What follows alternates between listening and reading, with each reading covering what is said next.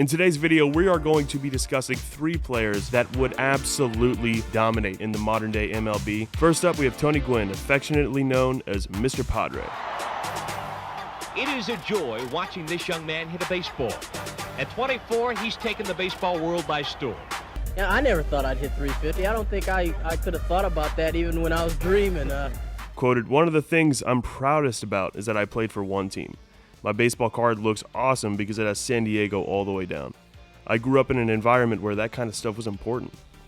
Gwynn's mastery of hitting was unparalleled. He boasted a career average of .338 and won 8 National League batting titles, 19 of 20 MLB seasons, with an average over 300. His career on-base percentage was .388 with 3,141 hits and a 69.2 WAR. He went on a stretch of 4 200-hit seasons between 1984 and 1989. He missed a fifth in that span with 197 hits in 1985. One of his most exceptional seasons was in 1994 with a batting average of .394 and an on-base percentage of .454.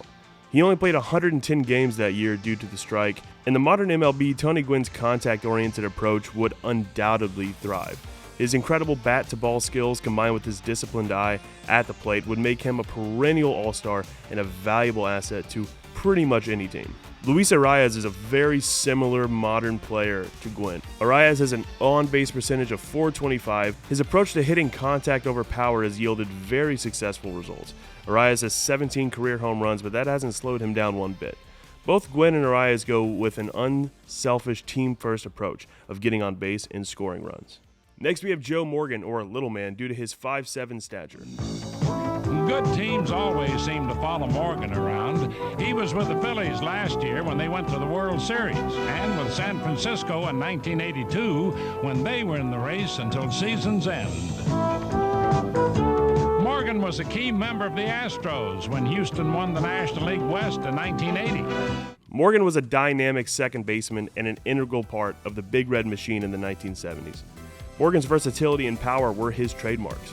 He claimed 2 NL MVP awards and was known for his ability to hit for both average and power while being a stolen base threat. The most impressive feat of Morgan's career was the nearly 50 WAR he amassed in his first 5 seasons with the Cincinnati Reds.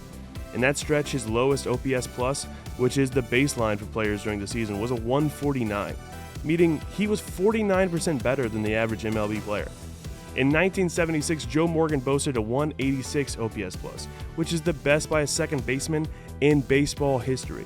Second place is 169, which he set the year prior. Morgan was an outstanding second baseman, winning 5 Gold Glove awards in his career. At the plate, Morgan was an exceptional hitter with a keen eye for the strike zone and an ability to draw walks. He possessed both power and speed, often hitting for average, while also displaying significant home run and stolen base abilities.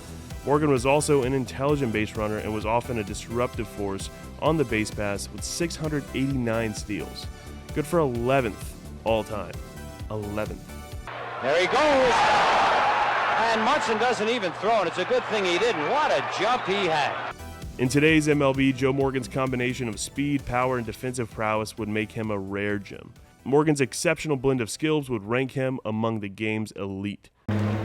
This all-time record holder for home runs and games played at second base won back-to-back MVP awards. Joe Morgan. Jose Altuve is a modern-day comparison for Morgan. Altuve is known for his exceptional hitting ability and aggressive style of play. Despite his relatively small stature, like Morgan, he generates significant power, consistently hitting for a high average career .306. He's also a skilled base runner with 284 stolen bases throughout his career. Altuve only has a single Gold Glove to his name, yet he is consistently among the top 3 defensive second basemen in the league. Lastly, we have the man of steel, Rickey Henderson. He redefined the art of base running and was arguably the greatest leadoff hitter in baseball history.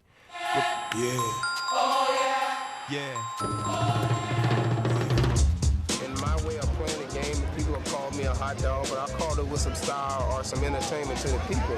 I enjoy going out there and exciting the fans because I feel that they come out here to see some excitement, and we're supposed to give them a little excitement. With 1,406 career stolen bases, a record that will never be broken, and an incredible 130 stolen bases in the 1982 season, Henderson's speed was simply unmatched. Lou Brock's previous record of 939 steals still holds second most all-time.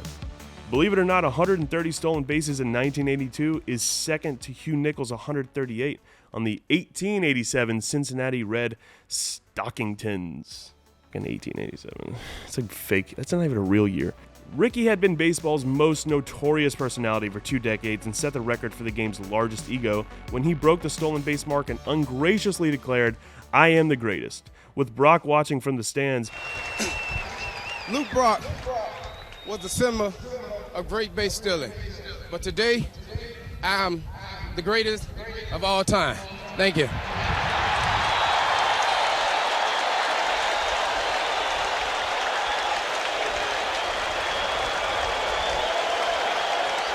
as a writer once said, Rickey refers to himself in the third person and thinks of himself in the first. I have here in my hand a story called The 25 Best Stories of Rickey Being Rickey. So you can tell us how many of these are true or not. Is it true that you once called San Diego General Manager Kevin Towers and left the following message? This is Rickey calling on behalf of Rickey. Rickey wants to play baseball. False. That's false? No. That didn't really happen? No, right, not like that. Rickey would have been a force on social media with his unique personality. These tweets resemble actual quotes to the media from Henderson.